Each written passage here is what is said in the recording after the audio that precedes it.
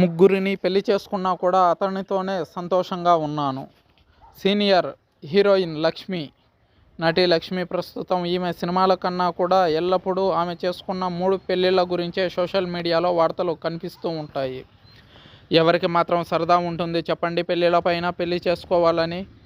వారి జీవితంలో ఎలాంటి ఇబ్బందులు ఉన్నాయో మనకెలా తెలుస్తుంది? కావాలని ఎవరు జీవితాన్ని నాశనం చేసుకోరు కదా. ఎందుకు సోషల్ మీడియా ఎప్పుడూ నెగటివ్గానే ఆలోచిస్తూ ట్రోల్ చేస్తూ ఉంటారు అనేది ఇంకా అర్థం కాని విషయం. నటి లక్ష్మి సైతం ఆమె 3 పెళ్లిళ్ల విషయంలో ఎన్నో పొరపాట్లు చేసి ఉండొచ్చు. జీవితంలో తీసుకున్న నిర్ణయాల విషయంలో కూడా ఆమె తొందరపడి ఉండవచ్చు. కానీ ఆమె ఎవరికీ అన్యాయం అయితే చేయలేదు కదా. కాసేపు ఆమె ఎందుకు పెళ్లి చేసుకున్నారు అనే విషయాన్ని పక్కన పెట్టి ఎందుకు విడిపోయారు అన్నదాని గురించి ఇప్పుడు ఈ ఆర్టికల్లో తెలుసుకునే ప్రయత్నం చేద్దాం. మొదటిగా భాస్కరన్ని పెళ్లి చేసుకున్న సమయంలో ఆమె వయసు కేవలం 17 ఏళ్లు మాత్రమే.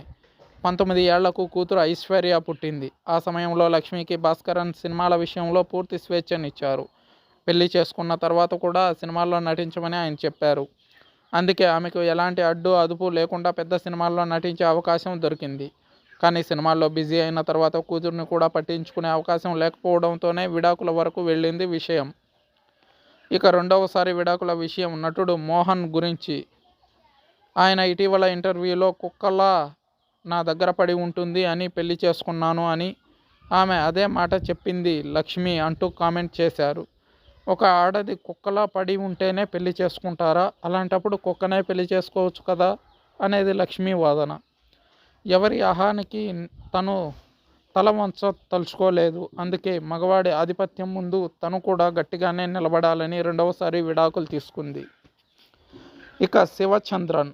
ఆయన 3వ భర్త విషయంలో ఈ వివాహం నిలబడింది. 3 భర్తల విషయంలో ఆమె ఎక్కువగా శివచంద్రన్తోనే సంతోషంగా ఉన్నానంటూ ఎన్నోసార్లు చెప్పింది. లక్ష్మికి విడాకులు తీసుకోవడానికి ప్రతిసారి ఆమెను డామినేట్ చేసే భర్త దొరకడమే కారణం కావచ్చు.